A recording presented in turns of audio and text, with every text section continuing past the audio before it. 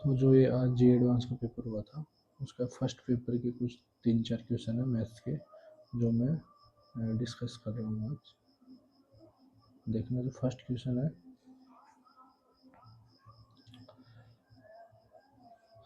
वो है कि कंसिडर द फंक्शन दे रखा है एंड ट्रू ऑप्शन अपने को सिलेक्ट करना है। इसमें एमसीक्यू टाइप क्वेश्चन है, एक ही ऑप्शन करेक्ट है। फर्स्ट ऑप्शन पहले एक बार सभी ऑप्शंस को देख लीजिए जिससे क्लेरिफाई हो जाए कि क्या करना क्या है क्वेश्चन में। फर्स्ट ऑप्शन दे रखा है कि derivative of function f is decreasing in the interval open interval 0 to 1 and जो सेकंड ऑप्शन है वो है कि the function local maximum at some point A belongs to 0 to 5 and local minimum at some point B belongs to 0 to infinite and जो last option हुआ है कि the function is neither a point local maximum or nor a point local minimum in the interval 0 to infinite। तो सबसे पहले first option को देखेंगे कि ये बोल रहा है कि फंक्शन का डेरिवेटिव वो डिक्रीज करेगा ओपन इंटरवल 0 to 1 के अंदर। तो फंक्शन सबसे पहले फंक्शन का डेरिवेटिव फाइंड करते हैं। एफ डैश एक्स क्या हो जाएगा, इसका डेरिवेटिव क्या हो जाएगा 1/2 and root x ln x और minus ln x plus 1/x root x minus 1। मैं इसको एलसीएम लेकर लिख लेता हूँ। तो एक्स ln x एंड यहाँ पे आ जाएगा प्लस 2 माइनस 2 रूट एक्स, ये आ जाएगा।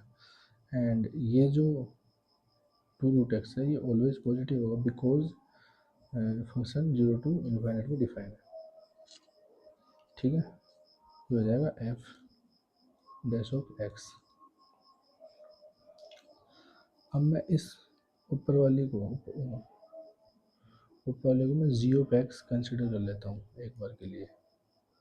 ln x plus 2 minus 2 root of x.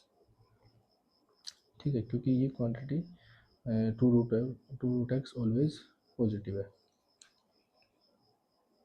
ठीक है, अब मेरा focus only G of x पे होगा कि क्योंकि जो भी साइन चेंज होगा एफ डैश एक्स का वो ओनली जी ऑफ एक्स पे डिपेंड करेगा क्योंकि ये ऑलवेज पॉजिटिव है 2 रूट एक्स।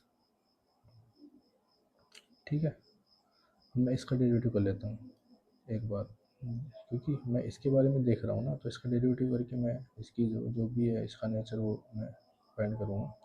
इसका डेरिवेटिव हो जाएगा 1/x and minus 1 upon root x. मैं इसको लिख लेता हूँ सही से, एक्स 1 माइनस रूट एक्स, ये आ जाएगा जी डैश एक्स। अब आप इसको ध्यान से देखोगे तो आपको दिखेगा कि जब x की वैल्यू 0 to 1 के बीच में होगी तो जी डैश एक्स क्या होगा, पॉजिटिव होगा। और अगर जी डैश एक्स पॉजिटिव है तो जी ऑफ एक्स क्या होगा, इंक्रीजिंग होगा। कि अगर फंक्शन की स्लोप पॉजिटिव है तो फंक्शन क्या होगा, इंक्रीजिंग होगा 0 to 1 में।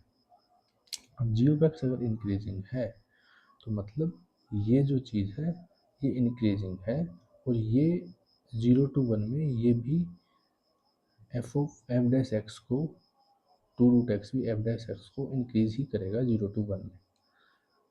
ठीक है, तो ओवरऑल 0 to 1 में जो फंक्शन का डेरिवेटिव है एफ डैश एक्स वो इंक्रीजिंग होगा ना कि डिक्रीजिंग।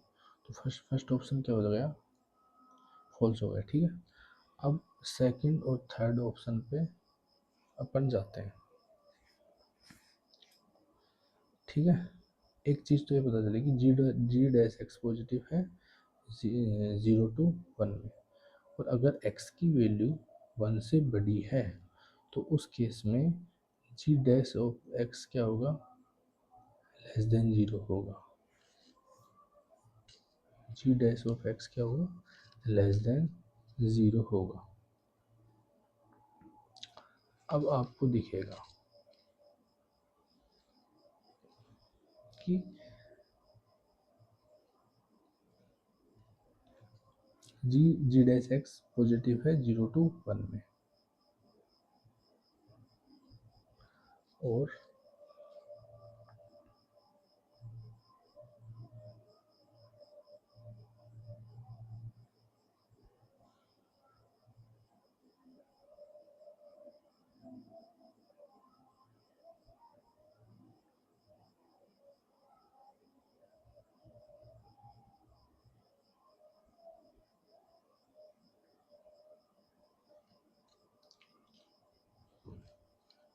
ठीक है,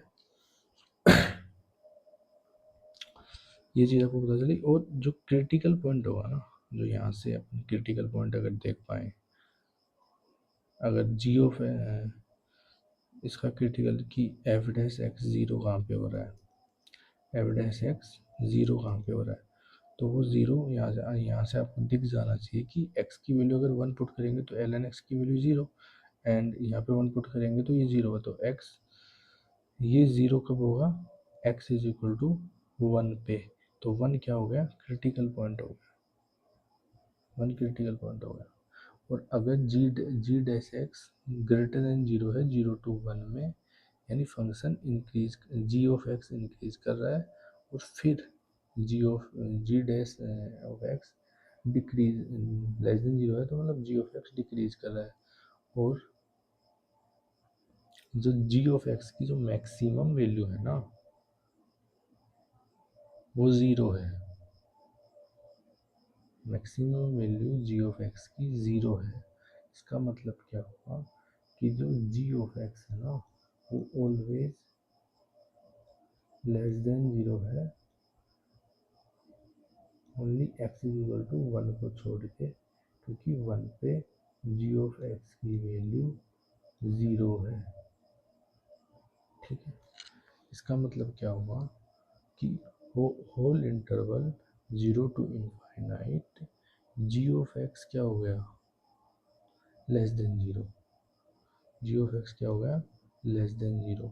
और अगर G of x less than 0 है होल इंटरवल, तो एफ डैश एक्स क्या होगा, ये भी लेस देन 0 होगा, whole interval only x is equal to 1 को छोड़ के, क्योंकि टू रूट ऑफ एक्स क्या है, पॉजिटिव है।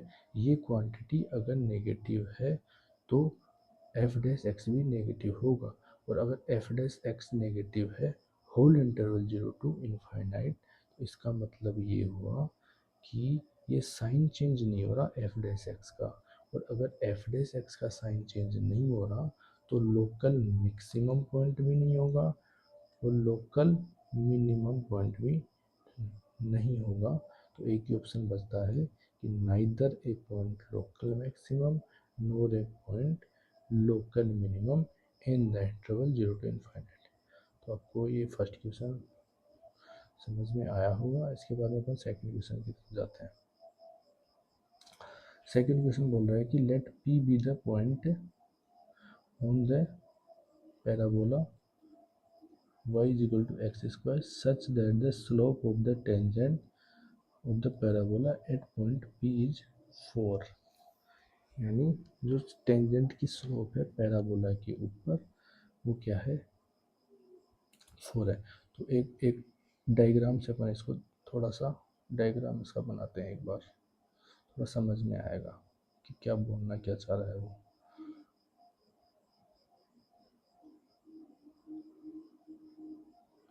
तो ये पैराबोला कैसा है, ये पैराबोला है कुछ इस टाइप का, ठीक है। एक पॉइंट दे रखा है P, जिसपे अगर अपन स्लोप खींचते हैं तो इसकी स्लोप कितनी है, 4 है, ठीक है। slope of the tangent to the parabola, point P is 4, and let Q be the point in the first quadrant.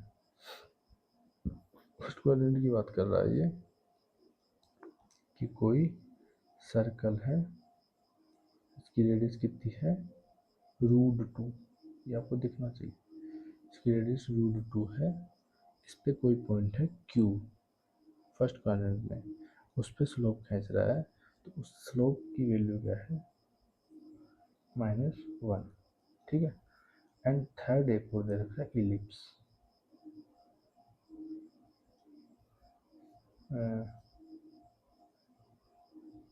इस टाइप का वो इलिप्स है, ये भी सेम चीज़ बोल रहा है कि फर्स्ट क्वाड्रेंट में कोई यहाँ पे पॉइंट P है, यहाँ पे पॉइंट Q है, एंड यहाँ पे पॉइंट R है। ये भी फर्स्ट क्वाड्रेंट में ही बात कर रहा है इलिप्स के लिए भी। यहाँ पे अपर स्लोप खींचते हैं तो उसकी वैल्यू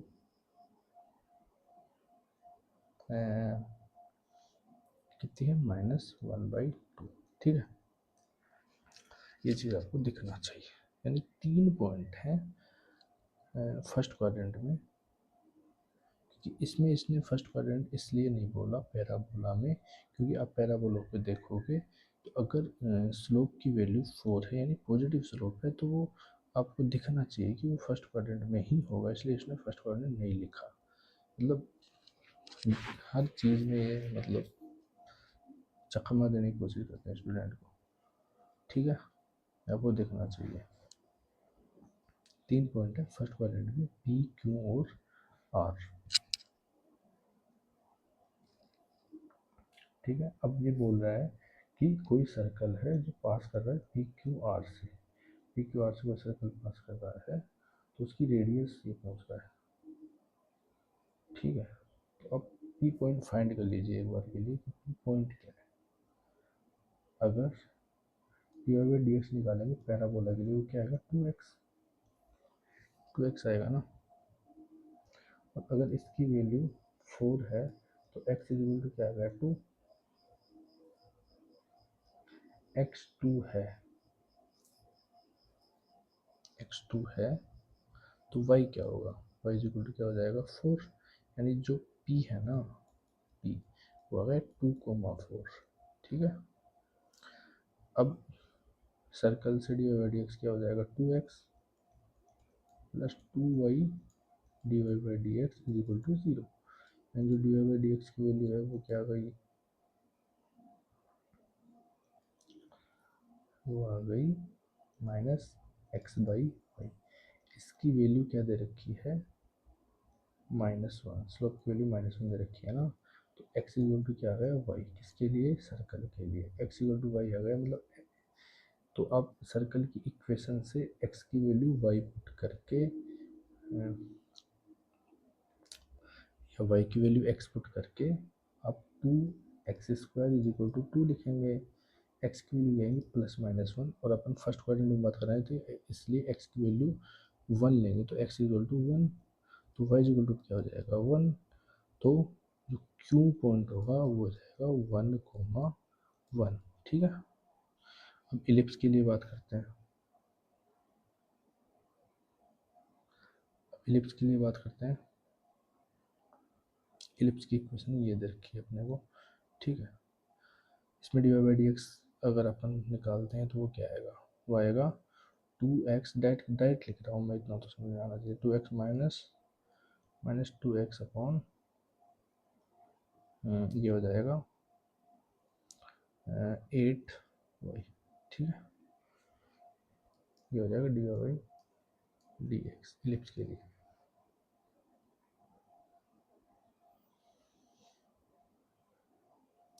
और ये इसकी वैल्यू कितनी रखी है -1/2, मतलब -x अपॉन 4y की वैल्यू कितनी रखी है -1/2, ठीक है। तो x इक्वल टू क्या आ गया 2y, ये उठा के आप इलिप्स की इक्वेशन में पुट कर दो, x की वैल्यू 2y, तो ये 4 यानी 8y² इज इक्वल टू 8 आ जाएगा, यानी y की वैल्यू फर्स्ट क्वाड्रेंट में 1 लेंगे अपन, तो x की वैल्यू कितनी आ जाएगी 2।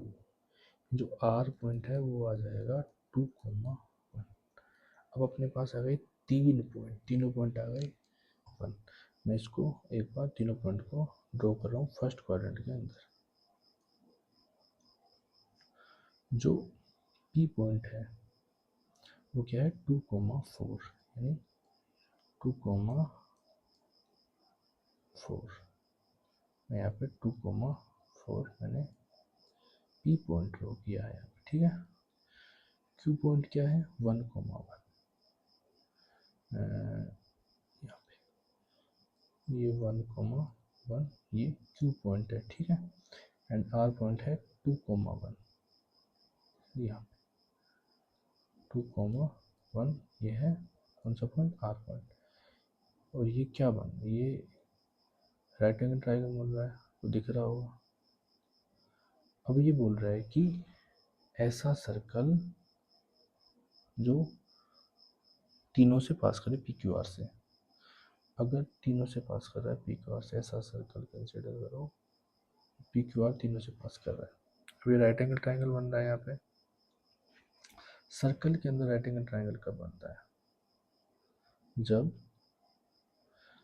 दो पॉइंट्स अगर सर्कल की सर्कमफेरेंस पे राइट एंगल ट्रायंगल बना रहे हैं तो वो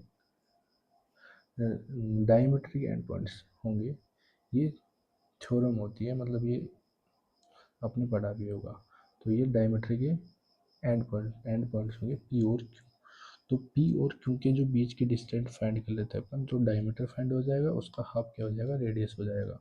तो 4 - 1 का स्क्वायर प्लस लेंथ कैसे फाइंड करते हैं, दो पॉइंट के बीच 4 - 1 का स्क्वायर एंड 2 - 1 का स्क्वायर का अंडर रूट, यानी 9 + 1 का under root, this is under root 10। और इसका हाफ कर देंगे, यानी कि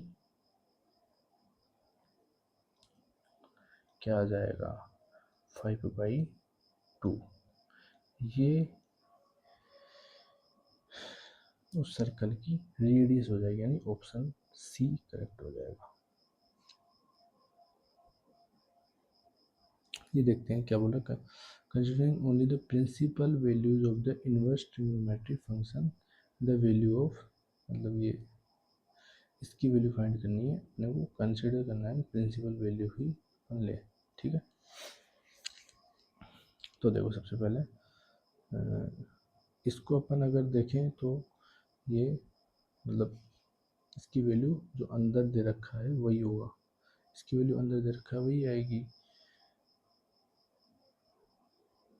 तो जो कोट थीटा की वैल्यू क्या कहाँ से कहाँ तक होती है, कोट थीटा की वैल्यू मतलब इसका जो पीरियड होता है ना, कोट थीटा का पीरियड होता है पाई होता है, इसका पीरियड पाई होता है। और जो कोट इनवर्स एक्स की जो वैल्यू होती है ना, वो मतलब 0 से पाई के बीच में होती है, 0 से पाई के बीच में होती है कोट इनवर्स एक्स की वैल्यू,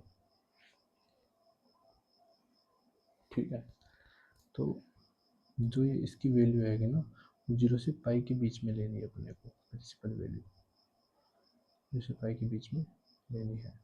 तो अगर कोट थीटा के अंदर इसका पीरियड पाई होता है, तो कोट थीटा को अगर मैं पाई प्लस थीटा यानी n पाई प्लस थीटा लिखूँ तो उसकी वैल्यू में कोई चेंज नहीं होता।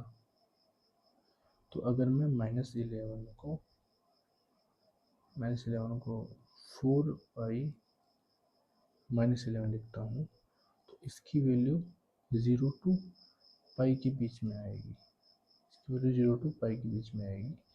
तो ये सही हो जाएगा, मतलब जो अपन अगर 4 पाई -11 लिखता हूँ मैं अंदर -11 की जगह, तो इस पूरे की वैल्यू 0 to पाई के बीच में आएगी, तो वो क्वेश्चन के हिसाब से वो चीज़ सही हो जाएगी, ठीक है।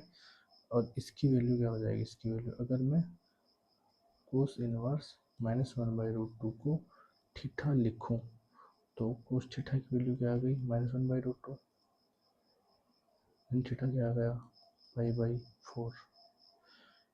इसको मैंने थीटा माना था, इसकी वैल्यू क्या आ गई, पाई/4। ठीक है, यानी पाई/2 इंटू पाई/4, यानी साइन के अंदर क्या है, पाई/2, यानी इसकी वैल्यू क्या आ गई, tan। इसकी वैल्यू क्या आ गई, tan। और यहाँ इसकी वैल्यू क्या थी, 4 पाई-11 प्लस इसकी वैल्यू क्या आ गई, tan।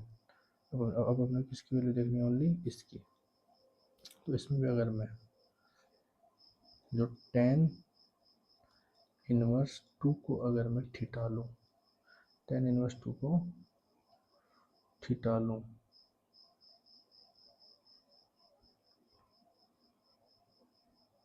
ठीक है,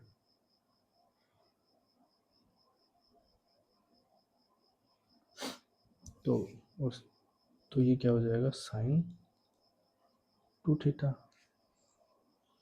और साइन 2 थीटा क्या होता है, 2 साइन थीटा और 2 tan theta upon 1 plus tan square theta, ये होता है ना। तो ऐसे यहाँ से tan थीटा की वैल्यू क्या है, 2। तो 2 इंटू 2 अपॉन 1 प्लस 4, यानी 4/5।